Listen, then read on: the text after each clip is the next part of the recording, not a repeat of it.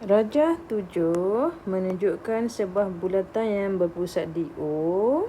Okey, OAC ialah sektor minor. Dengan menggunakan pi sama dengan 22/7, cari panjang OA jika luas sektor minor ialah 38.5. Okey, OA ni apa? Penting untuk awak tahu, OA ni adalah yang dia nak indirectly dia nak kata minta awak cari. OA ni sebenarnya dia nak minta awak cari jejari.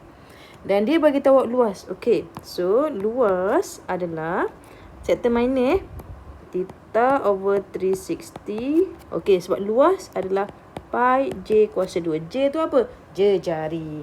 Okey, so daripada sini kita dah tahu dah formula. Okey, ambil formula tu. So kita tahu 38.5 sama dengan theta. Theta adalah yang ni. Jangan ambil yang 300 tu.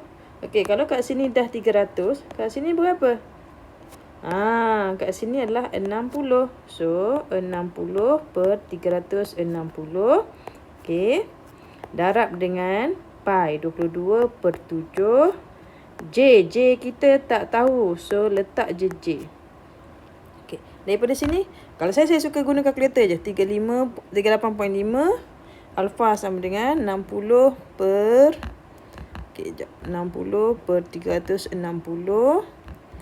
Pi 22/7. Okey. Lepas tu, okey.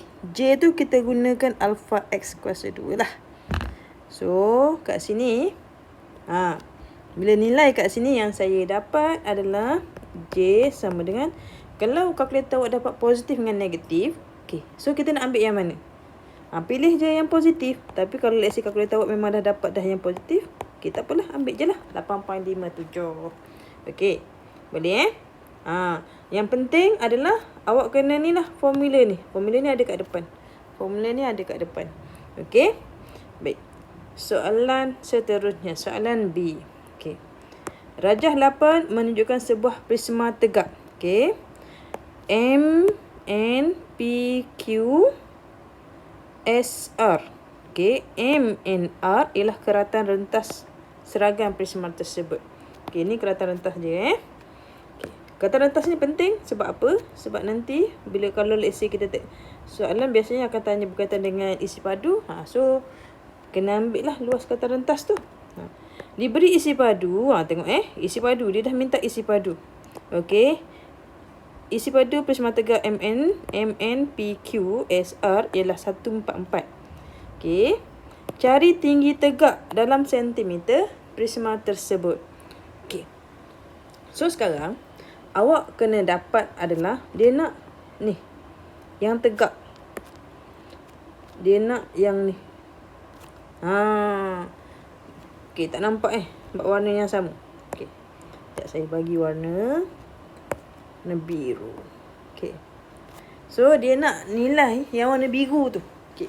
So kita tahu formula dia adalah formula isi padu isi padu prisma sama dengan luas keratan rentas darab tinggi. Sekarang ni dalam kes awak ni, ini adalah luas keratan rentas awak. Jangan kata tinggi yang ni Ini luas keratan rentas, tinggi yang kat belakang ni maksud dia adalah ni, yang ni. So maksudnya yang kat belakang ni, yang tinggi ni awak dah tahu dah nilai dia 12. Faham? Sebab apa? Sebab kat sini 12. Sekarang ni luas segitiga ni. Macam mana nak dapatkan luas segitiga tu? Luas segitiga. So 1/2 darab tapak. Tapak dia 8 kan? Ni darab tapak darab tinggi. Tinggi yang ni. Sekarang ni kita nak berbincang pasal yang ni, yang bukan yang belakang dah. Okey. So saya biarkan tinggi. Faham tak? Yang saya buat kurungan tu. Okey. Prisma dia bagi kita 144. Okey. So sekarang masukkan dalam kalkulator juga 144 alfa sama dengan kurungan 1/2 darab 8 darab X. Okey, sebab dia minta T kan, kita gunakan X saja. Okey, sama dengan darab 12. So T kita adalah 3. Senang ke mudah? Mudah.